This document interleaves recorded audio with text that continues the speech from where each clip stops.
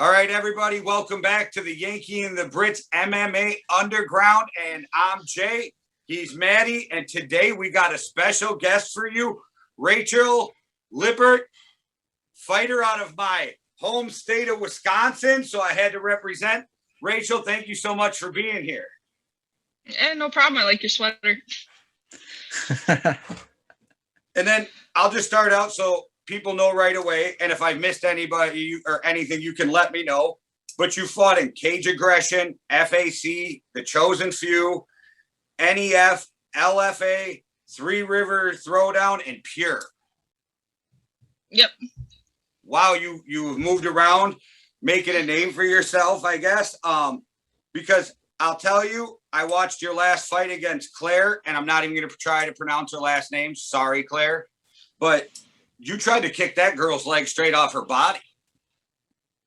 Yeah, I noticed they were working, and if it's not broke, don't fix it. So they were working, and the game plan that we went in there with wasn't working. So I stuck with what I knew. So that wasn't the game plan to start? No, my coach really wanted me to take her down, and because I haven't got to show off my grappling in any of my fights, really. I mean, I've gone to the ground, and I'm always super comfortable there, but I've never dictated it going to the ground, which he really wants me to do because the ground is actually where I'm best at, and I've just never got to showcase it. So. Yeah, because you are definitely my type of fighter. You come out, you go straight forward. I was watching your Amanda Byers fight, and you guys had zero feeling out, zero anything. It was meet at the center of the cage and just throw down. That was such an exciting fight. And I love fighters who come forward. So has that always just been your style? Yeah, so it's not a good style. It doesn't make for a long career, but yeah, no, I pride myself on not being afraid of anything as far as like fighting goes. Fighting doesn't make me nervous. Getting in the cage doesn't make me nervous. So yeah, when I get in there, I'm ready to bang, and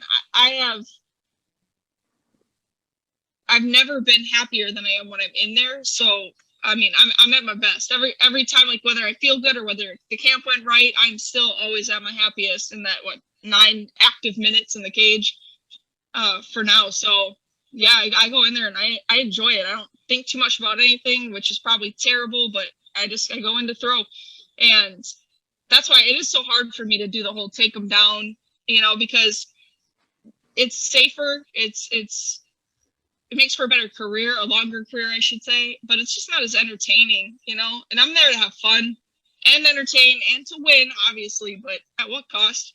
I want to entertain the people.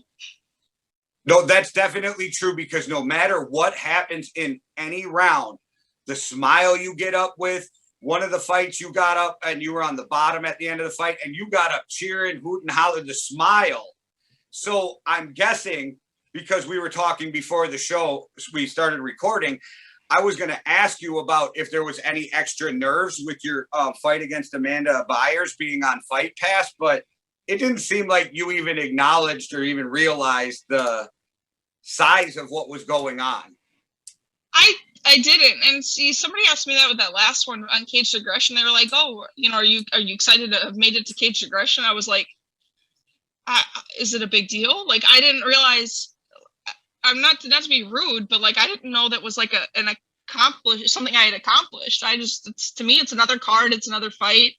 And you told me that one was on Fight Pass. I didn't know it was on Fight Pass, so shows how much I pay attention, right? Well, that's probably good. No extra nerves then for no reason.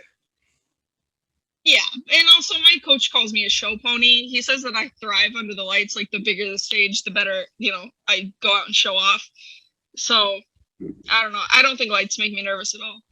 Yeah, and we've been talking to like a lot of the guys from Street Beefs and stuff, and like it's the people who are most entertaining and out there to get the most views who are like, we're actually going to go make the most. We're going to go make the most of our career, because you get your foot in the door by being an entertaining fighter. People want to have you on the big stage if you're entertaining, and then once people have seen that you're entertaining, they fall in love with you, then you can think about the longevity of your career. But you've got to get there first, right? Got to build the fan base. Well, in the fight with Claire, where you her doubled the size of her knee by the end of the fight. She got kicked in that thing. Like, she wasn't walking right for a minute. I doubt you'll even remember, but there was a time in the second round when you stuck her in the mouth and then you were talking shit. Do you have any idea what you said to her? Do you remember at all?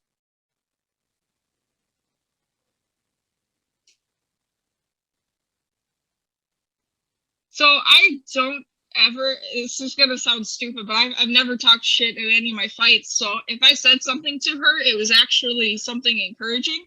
Okay, fair enough. It's going to sound stupid. It looked like you were talking shit, I guess. I should have phrased that differently, because you stuck her right in the mouth and then said something, and I was like, if I could be in that cage and hear what was said, but.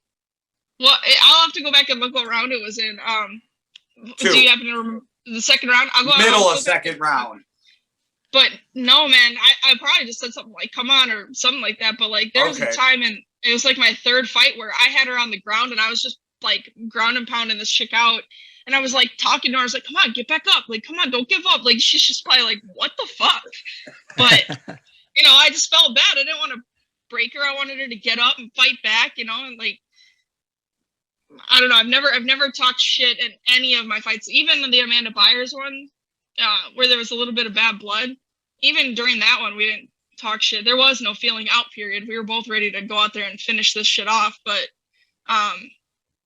yeah, even then, you should have went all Nick Diaz and been like, I told her to fuck herself or something. But it looked like one of those Nick Diaz moments. But where did that bad blood come from between you and Amanda? So we fought once on Mystic Lake Casino. It was a LFA, so super big card. This one I was aware was a big card. We fought once and I won, but I had missed weight by like a pound.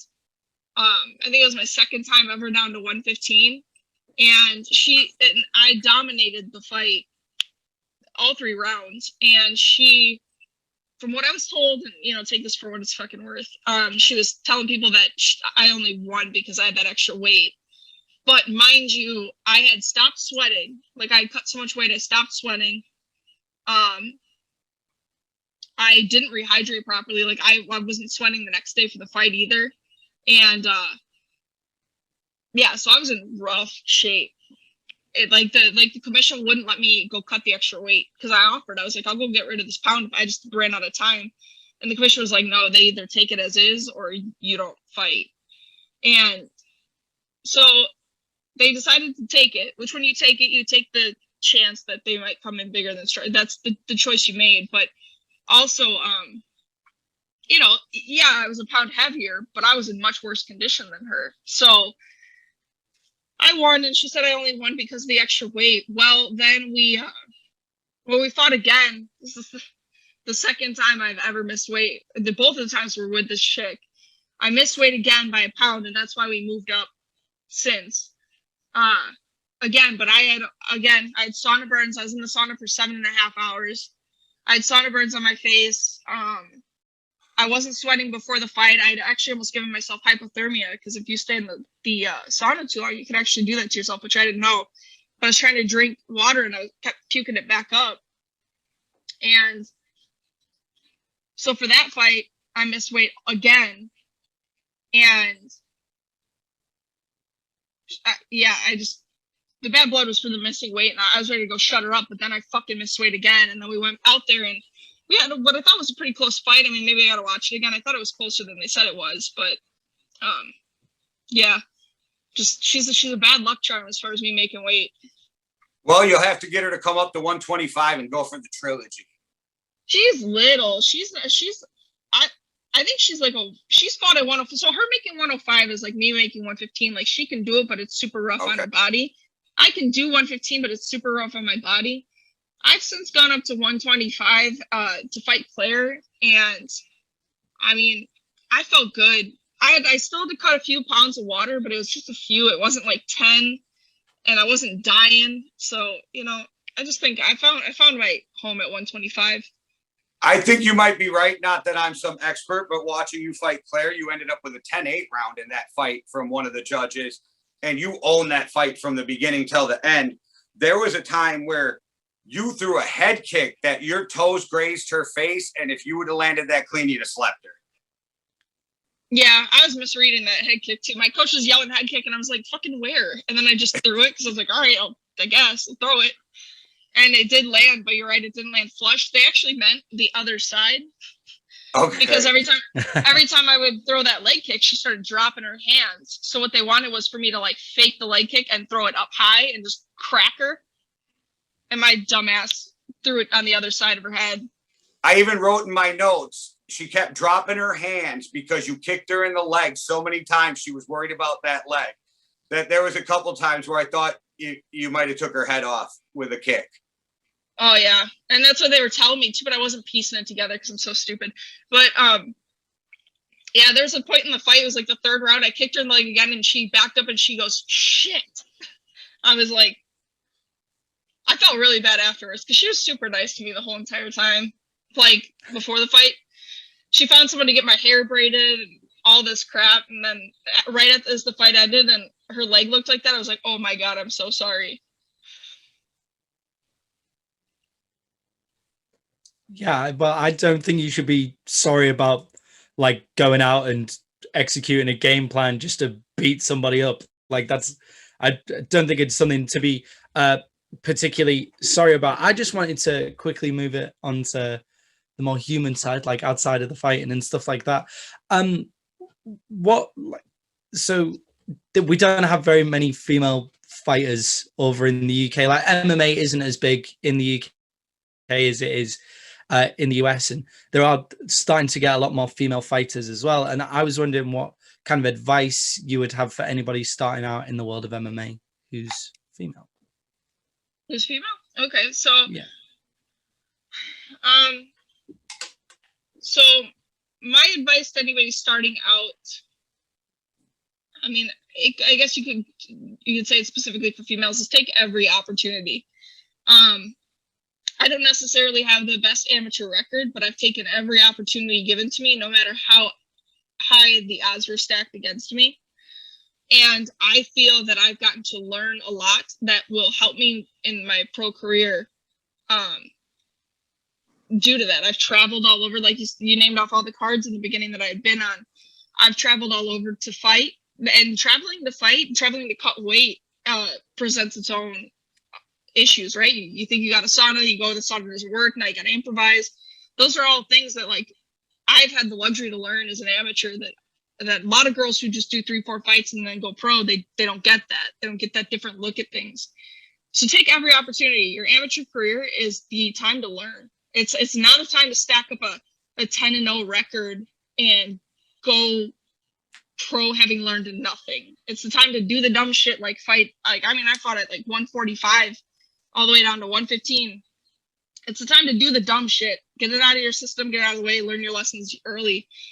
And yeah, my other piece of advice, which is going to sound super cheesy, is just don't let anything sway you from it. Once you've made your mind up, stick with it, no matter how wrong it goes. I mean, I got my shoulder surgery a year ago, my neck surgery 5 days ago, and none of this stuff has ever made me second guess what I'm doing here. I've never for a second thought maybe this isn't the right path for me. So just fucking stick with it. Well, playing off of that, what got you decided? What made you decide that, hey, I'm going to try combat sports? So I've never tried any other sport at all. My brother actually fought for the gym that I fight for now. And he won in this dominant fashion, right? In mount, double hammer fist, just raining hell down on this dude.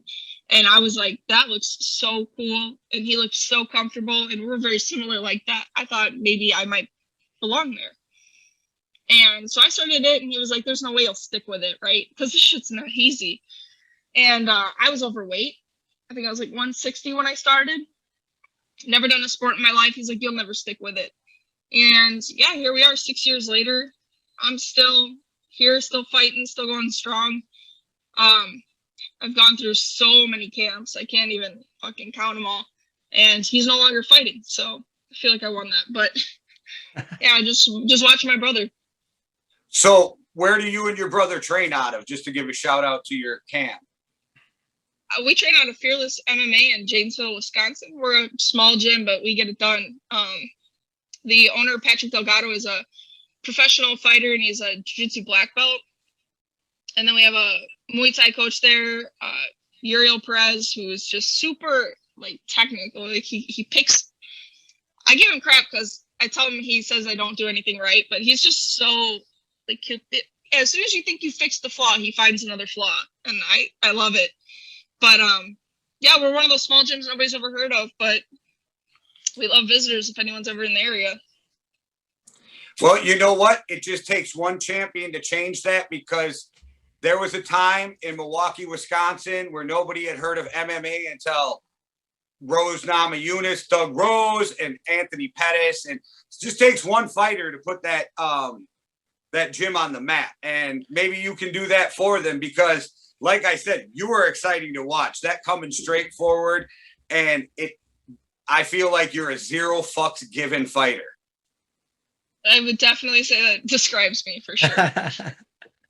Jay, you're not too far away. Maybe they could put you through some workouts and stuff like that, right? Not too far away on a US scale. It's Wisconsin, right?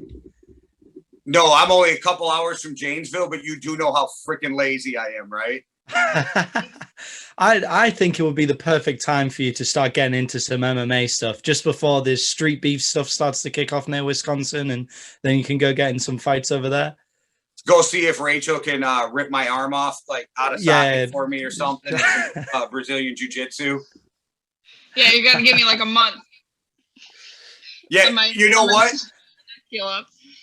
I'm 43. I don't think I don't do much. I don't think you need a month. I think you tap me real quick, but that's okay. I cannot wait. I cannot wait to get back to grappling. I'm also sorry if I sound weird. I'm talking weird because of this too. It's hard. It's hard to talk. Do you know how they do this stuff? Does anybody want to be grossed out? Sure. Yeah, go let's ahead. do it. So they cut open your throat, and they move your your trachea off to the side, and they go through and they pull out the disc that's herniated, and then they put a new one in and they mount it to your vertebrae. So they literally had to move my throat over. And so it's actually super hard to talk and like eat food right now, because it still feels like this whole thing has shifted. Yeah, then you would just come off shoulder surgery or something, and then you only got 2 fights in, and then you had to have this surgery, correct? Yeah, this surgery. This was an actual injury. I got slammed by Helen Peralta, who's my training partner. Just sparring. She's just that much of a monster. She went to go take me down, and I put my arm out, posted, and like blew out my whole shoulder. And this one is kind of just a herniated disc. It happens over time. It's not really any sort of injury per se. But what it was doing was pushing on my nerve root and my spinal cord, and it was making it so like if I took impact to my shoulder or even my head or something, on occasion I could drop, look like I got knocked out, and I would get nerve pain all in my arms and my hands. And so we found that out. We figured out it happened 3 times in that camp for Claire. 3 times I got dropped. And we figured out what it was the Monday before the fight. The fight was on a Thursday, I believe. And I told my coach, I was like, yeah, he says I won't get paralyzed, but that might, it might look like I got knocked out in there when I didn't. And my coach was like, well, what do you want to do? And I was like, well, fight, always fight. Like, that's why I've said that to him countless times when things go terribly wrong. He's like, what do you want to do? And the answer's fight, always fight. But yeah, I mean, that shit was in my head the whole time I was fighting Claire. And it showed because I looked a little bit more hesitant than typically I am, because I was keeping in mind that like this chick could make it look like she knocked me out at any given moment if she just catches me on the right, because there's no pattern to it. Just sometimes I get hit and I drop. So, yep, it was nerve-wracking to fight like that. That's something called commitment to the cause, though. That is serious, hardcore commitment. Well, he said, listen, the only thing I was worried about was like it getting worse or getting paralyzed. And once he said, no, nothing like that's going to happen, the worst case scenario is what already is happening is going to happen. I mean, that's, I don't know if either of you have ever fought or if you've ever been close to somebody who's had their fighter back out the week of, but it is the most heartbreaking thing. And I couldn't do that to her. No, I can't even imagine it from a fighter's perspective, but as just a huge MMA guy, when I'm ready for a fight or that's on any card, if it's one or UFC, Bellator, whatever, and then that fight gets canceled or even a replacement fighter, it lets you down. And I don't want to get too much into it because there's so much weird shit on the internet, but Cowboy and Diego Sanchez's fight falling out. I'm like, these are two fucking legends of the UFC. And then the weird shit happens with Diego's trainer and whatever. But then I don't know if Cowboy was let down as much as I was, but he didn't even look like Cowboy in the fight. No, and he's moving. He decided to go back down and weight after that fight too, didn't he? But yeah, it just I've had it done to me where my opponent's backed out the week of, or 2 weeks out, and it's just it sucks. It because you worked so hard for it, and and if you're like me, you genuinely love being in there. So not only did you work hard for it, you just had the opportunity stolen from you to do what you love, and I couldn't do that to somebody. No, and you were also saying to me earlier before we started recording that a lot of times, and I'm sure it's because there's not as many females and weight classes, but sometimes it's really hard for you to get a fight too. So if somebody backs out, that has to make it even worse because there's not just somebody to step up and replace them right away. Yeah, I was talking shit about my teammates. Yeah. I wasn't going to put you on blast. Oh, I don't give a fuck. No, so yeah, I was saying, yeah, for female fighters, there's not like if you as a female fighter, if your opponent backs out or can't make weight or something, you have to basically assume you're no longer fighting, and it sucks because there's just not as many of us. And when you get somebody like in a 155-pound male weight class, they're a dime a dozen. You could easily find somebody to replace, a fighter if somebody backs out. It's so, and in that way it's unfair. But I was saying that, like, I feel like my teammates take their opportunities for granted because for me, I don't always get matchups, and even when I do get them, a lot of times they back out, and they get these matchups all the time, and I feel like they're just kind of like indifferent to it. They don't realize how big of a deal it is, or how much there's some of us that would kill for that, and they just kind of go, whatever, and they half-ass it or whatever. I don't know. It makes me angry. Well, with your injury, how long before you think you'll be able to get a full training and go back to fighting? So they told me, see, this is what's weird. They told me it's 2 months to normal life and 3 months to my normal life. So getting hit. Now, I'm 1 week post-surgery and I'm already running and I'm already moving, right? So I have a really hard time believing that I'm not apparently anywhere close to being healed, right? That doesn't make sense to me. I have a follow-up appointment 2 weeks after, so basically in a week, to see. But I just don't understand how 3 months can be realistic. Just based off how I feel now. Like, I feel like I could go do a lot of shit right now. And I'm not. I stuck to running. But I feel like I could go do pretty much most of my stuff. Obviously not grappling where I'm getting stacked on my neck. Not stuff like that, but kind of a lot of shit. So, I mean, they say 3 months. But knowing me, I don't think I'm going to stick to that. I think I can do it sooner. I think I can get back sooner. So let's see. Doctors are always super conservative. Doctors are always super conservative about that kind of stuff, just to make sure.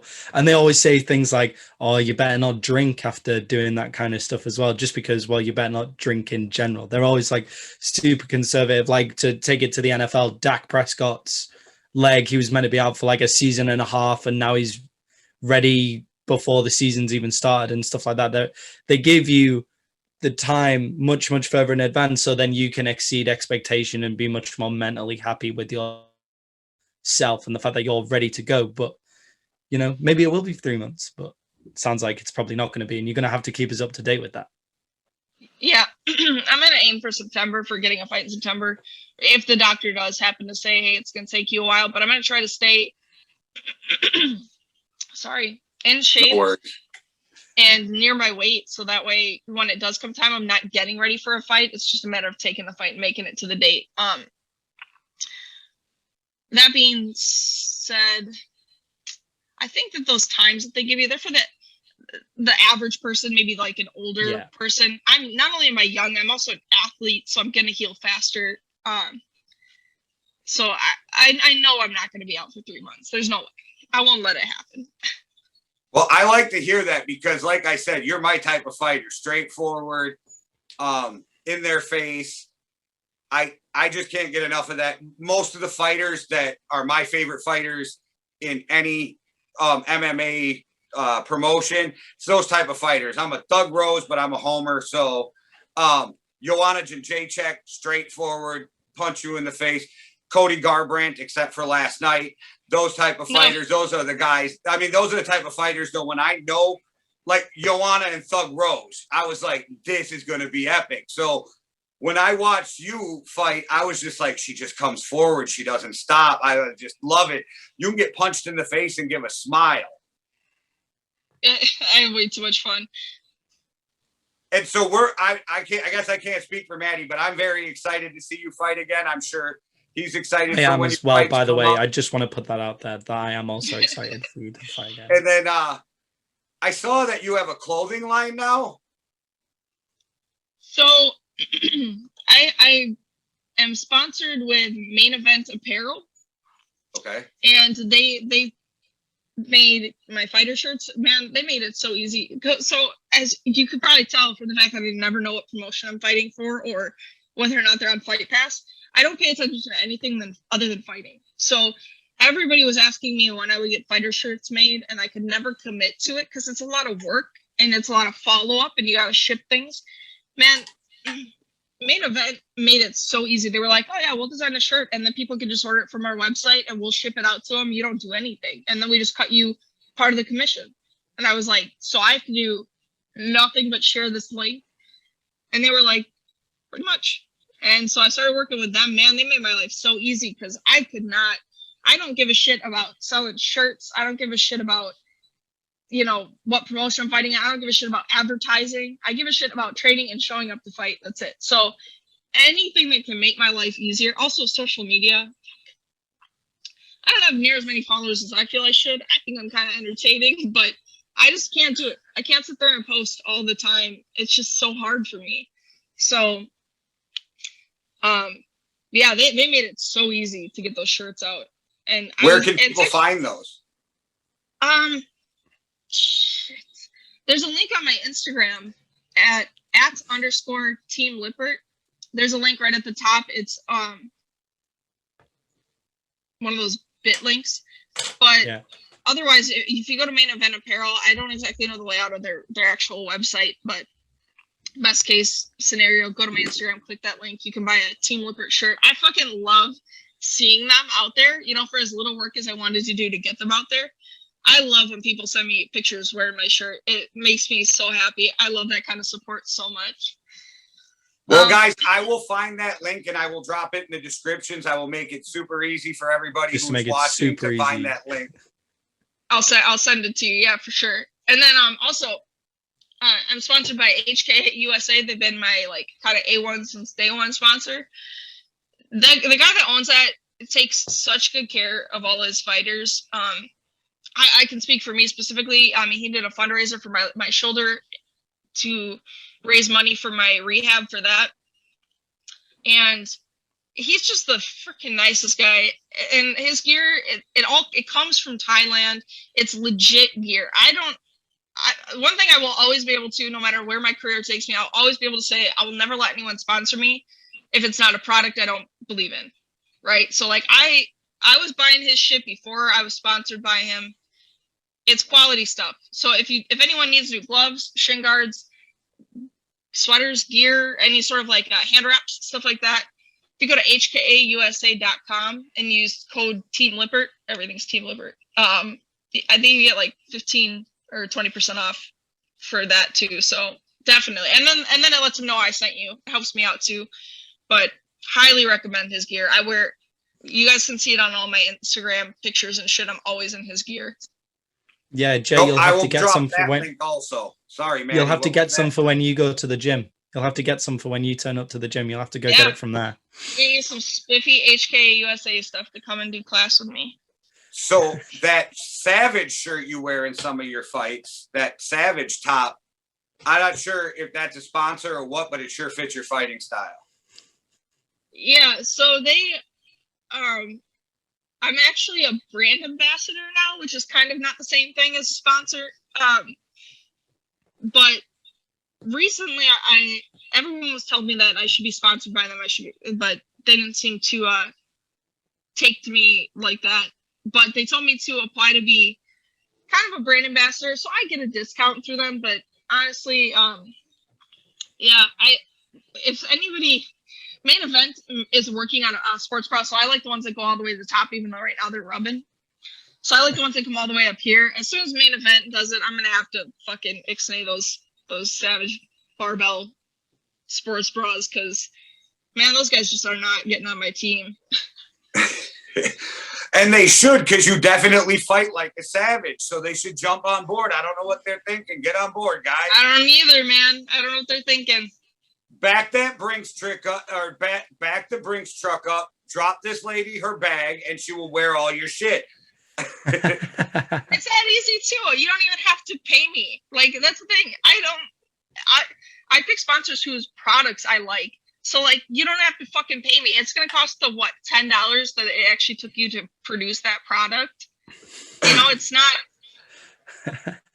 Whatever. I digress. But yeah, I've tried to get sponsored by them a few times. One day they're gonna be knocking on my door, and I'm gonna be like, nope. You didn't Being a want brand ambassador. Being a brand ambassador is so different, man, to like getting sponsored and stuff like that. Like for my travel blog thing, I'm a brand ambassador for like a toothbrush, and it's like, oh, what the hell am I doing here? Like, what's going on? And like, you have to post on Instagram all the time and be like, get this toothbrush, and it's like, oh, this is not what I imagined it to be, and stuff like that. Yeah, they sent me a list of things that like I can do to get to the next stage of being a brand ambassador. And I was like, man, I won't even post to my social media for me. You think I'm gonna do it for you to you know, help promote your shit? And but I actually person being a brand ambassador for a toothbrush just isn't right. Anyway. I respect the fact though that your only focus is fighting, getting better, and who's the next fight you have coming. But I have to ask a future question, because even though you don't seem like the fighter who thinks too far in advance. So what's the main goal? Is it like everybody else? Is it a Bellator, UFC type run, that kind of thing? Is that the main goal in this? The main goal is to get paid to fight. And I only say that because money is what makes the world go around. I just want to fight. I want to do what makes me happy. I don't want to have to do the 9-to-5 job type thing. I just want to train and I want to fight. So I could give a fuck less what promotion it's for. It's going to be whoever's going to pay me to fight. So that is what all I have to do. Or teach. I could teach too, but yeah, I mean, it doesn't seem like UFC is going to be the way to go for that. It sounds like they're not really paying their fighters shit. So I guess it's going to be Bellator or One or something like that. Some promotion that allows you to have sponsors, because that's how you make a lot of money. And, you know, Bellator seemingly pays their fighters like pretty close to fucking double what the UFC is. So, I mean, unfortunately, as little as I give a fuck about money, I'm going to have to go where the money is, because all I want to do is fight. I don't want to have to work like a real job. That's everybody's goal, is to get paid to do exactly what you love. So it makes complete sense. And that was probably the most honest answer I've ever got on one of these podcasts. Yeah, it's nice for somebody to be honest about it. It's nice that somebody's just gone, well, I just want to fight and make money. I just want to get back. I just want to be successful. Yeah, I think that so many people, because in my line of work, that I do for my adult job, is what I call it. They, so many people are like, well, you could do this and you could retire young and then whatever. I was like, you live your life in reverse. Like, why would you work a job up until you retire? Because there's no guarantee you'll live long enough to enjoy that. But if you live your life while you're young, and then you go to the 9-to-5 job your last few years of life, at least you got to live life. You were guaranteed that opportunity. But when you do it in reverse, you work your whole life away, and then they're like, yeah, but when you retire, you can travel. We had a guy retire from our work fairly young, but he was like 50. 2 years after he retired, he passed away. So he worked all that, and he didn't even get to enjoy it. So I don't understand that mentality that, if you work hard enough while you're young, you can retire young. And like, yeah, and then what? Then you get hit by a car, or, what? You didn't even get a chance to live life. I'd rather live my life now, and then when I'm old and my body's giving out on me, then go do some 9-to-5 job if I have to, It's that mentality that probably makes you fight the way you do, and I'm betting you attack everything in life head on. I mean, I like to think so. Yeah, I think that's a really nice, like, honest message just to kind of end on, to be perfectly honest. I think that's a great way to have as a send-off. It's kind of put you in a little wrap of how you fight and how you live your life. Yeah, so we appreciate you coming on so much and giving us your time. I'd love to talk to you again when you're getting close to fighting again. So if you ever have some time, let us know. We'll definitely follow and promote your next fights. And so let us know, and I will get all that on Yankee and The Brit so people know where you're fighting. And again, we appreciate you so much, and thank you so much for coming on. And everybody else, thanks for watching. And you can follow us on Facebook, YouTube, Instagram, Twitter, all other podcasting platforms. All right. Thank you again, Rachael, so much. No problem. All right, guys. One world, one love. Deuces. Cheerio. Sorry.